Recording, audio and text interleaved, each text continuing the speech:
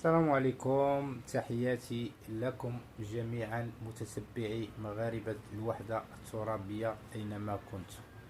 بمناسبة الإنجاز العظيم الذي حققته لبؤات الأطلس، ألا وهو المرور إلى الدور الثاني من كأس العالم بانتصارين على كولومبيا وكوريا الجنوبية، جئنا لنقدم التبريكات ونهنئ المرأة المغربية على هذا الإنجاز العظيم رغم الهزيمة أمام ألمانيا ب6 أهداف ل0، التي جعلت بعض المنتقدين يشككون في قدرات لبؤات الأطلس.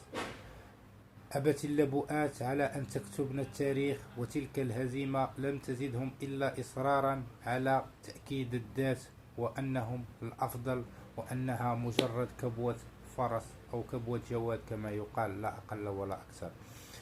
الفريق الوطني كتب التاريخ بمداد الفخر ومداد الذهب لينضاف إلى سجلاتنا المليئة بالتاريخ الذي يشرف المملكة المغربية العظيمة. لبؤات الأطلس من أستراليا ونيوزيلندا يقولن للعالم: نحن هنا، نحن بنات المملكة المغربية، نحن حفيدات زينب النفزاوية، نحن حفيدات فاطمة الفهرية وكنزة الأوربية والكثير من العظيمات التي كتبن تاريخ هذه البلاد.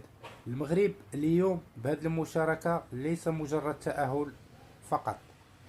المغرب هو أول منتخب في تاريخ إفريقيا في أول مشاركة له يتأهل للدور الثاني وب6 نقط.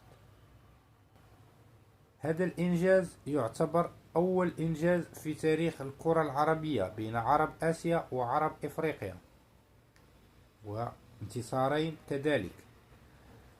هذه اللبؤات يسجلن أول هدف باسم لاعبة عربية، كذلك إنجاز ستحفظه الفيفا ليذكر عبر التاريخ.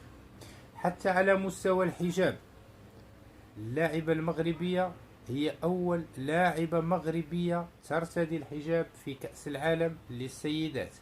كثير من الأرقام سجلها التاريخ باسم اللبؤات، فأنا أقول لكل المشككين: خسئتم، لأن المغرب أكبر منكم، وإن كان هدفكم تحقيق المشاهدات بنقد لا علاقة له بالحقيقة فخسئتم. كان عليكم الدعم لهذه الفتيات، كان عليكم الدعم لهذه الشابات من أجل كتابة هذا التاريخ. نعم، كتبنا التاريخ.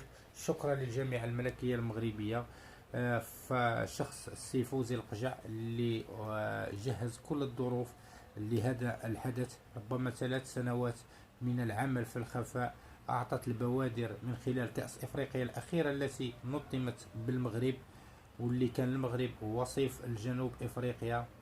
فلبؤات الأطلس شرفنا إفريقيا بالعبور إلى الدور الثاني بمعية سيدات جنوب إفريقيا وسيدات نيجيريا، بذلك إفريقيا حاضرة في الدور الثاني من كأس العالم.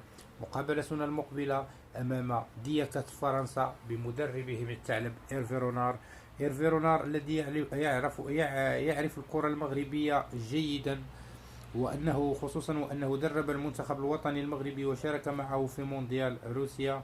فربما ستكون مباراة صعبة للغاية.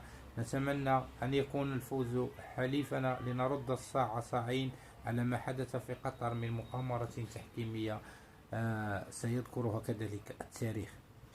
المغرب اليوم، هذه المرأة المغربية أعطت رسالة على من هي المرأة المغربية. ربما لا دياريس أو المخابرات الجزائرية صرفت الملايير من الدولارات لكي تقول للعالم أن المرأة المغربية مجرد عاهرة وكذا وكذا، ولكن فشلت، لأن المرأة المغربية مرأة تحب التحدي وتحب البطولات.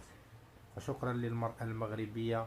هذا الإنجاز هو وسام على صدر كل مرأة مغربية، وتكريم لكل البطلات السابقات منذ كنزة الأوربية إلى نوال المتوكل، مع احترامي للجميع وأستسمح إن لم أذكر بقية الأسماء. تحياتي لكم. لنا عودة في مباراة فرنسا مع الأستاذ والإعلامي الكبير والصحفي حسن فاتح لتحليل مباراة المغرب وفرنسا إن شاء الله. فلا تنسوا أن تكونوا في الموعد. تحياتي.